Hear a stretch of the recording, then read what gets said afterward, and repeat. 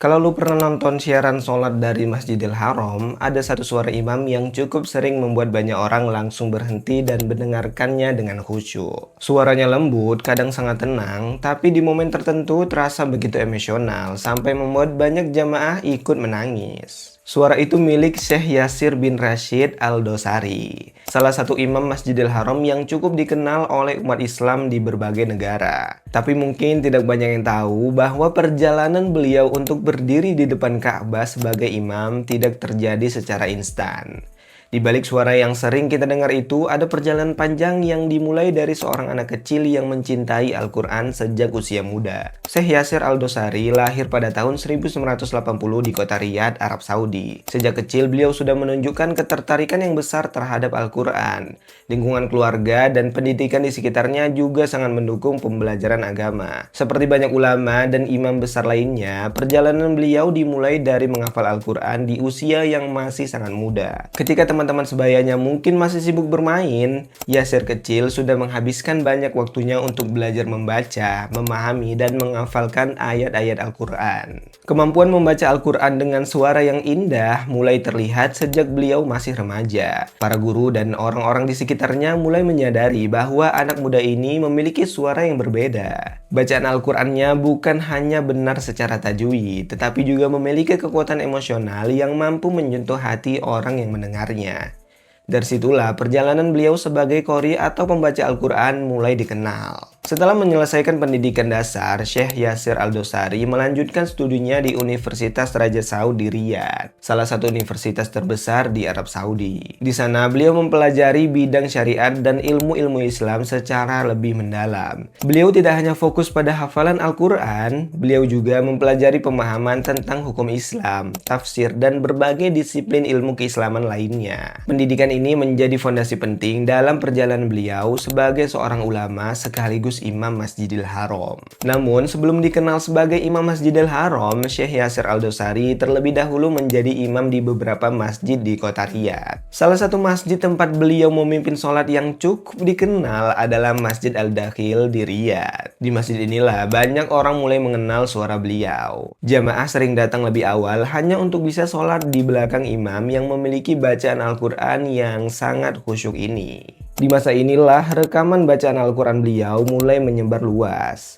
Banyak orang yang mendengarkan tilawah beliau melalui rekaman audio maupun video yang beredar di internet. Bacaan beliau dikenal memiliki gaya yang sangat khas. Kadang sangat tenang, tetapi di beberapa ayat yang penuh makna, suaranya menjadi sangat emosional sehingga membuat jamaah yang mendengarkannya ikut larut dalam suasana ayat yang dibaca. Seiring waktu, popularitas Syekh Yasir Al-Dosari sebagai qori dan imam semakin dikenal.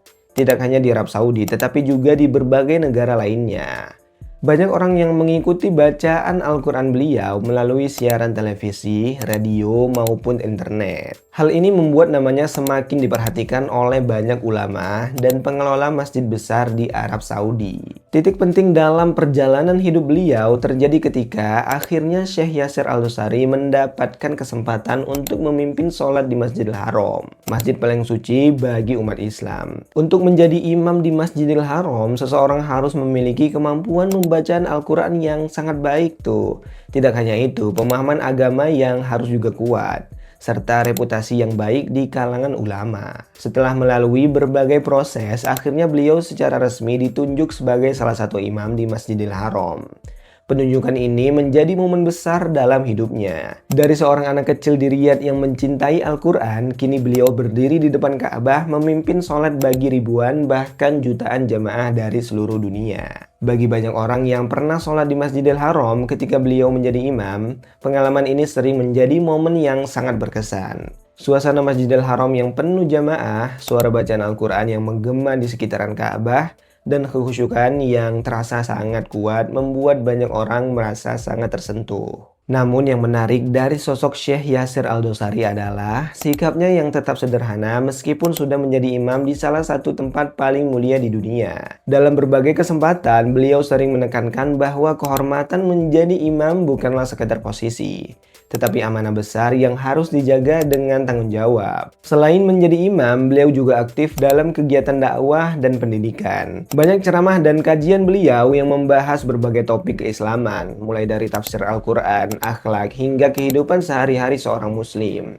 Hal ini menunjukkan bahwa peran seorang imam tidak hanya sebatas memimpin sholat, tetapi juga membimbing umat dalam memahami ajaran Islam. Kalau kita melihat perjalanan hidup Syekh Yasir Al-Dosari, ada satu hal yang sangat jelas terlihat, bahwa perjalanan menuju tempat yang mulia seringkali dimulai dari kebiasaan kecil yang dilakukan secara konsisten. Dalam kasus beliau, semuanya dimulai dari kecintaan terhadap Al-Quran sejak usia muda. Dari situlah perjalanan panjang itu berkembang hingga akhirnya beliau menjadi salah satu imam Masjidil Haram yang dikenal oleh umat Islam di seluruh dunia. Dan hari ini, setiap kali suara beliau terdengar di Masjidil Haram, ada jutaan yang ikut mendengarkan. Sebagiannya mungkin berada langsung di dalam Masjidil Haram, sebagiannya lagi menontonnya dari dalam rumah melalui siaran televisi atau internet.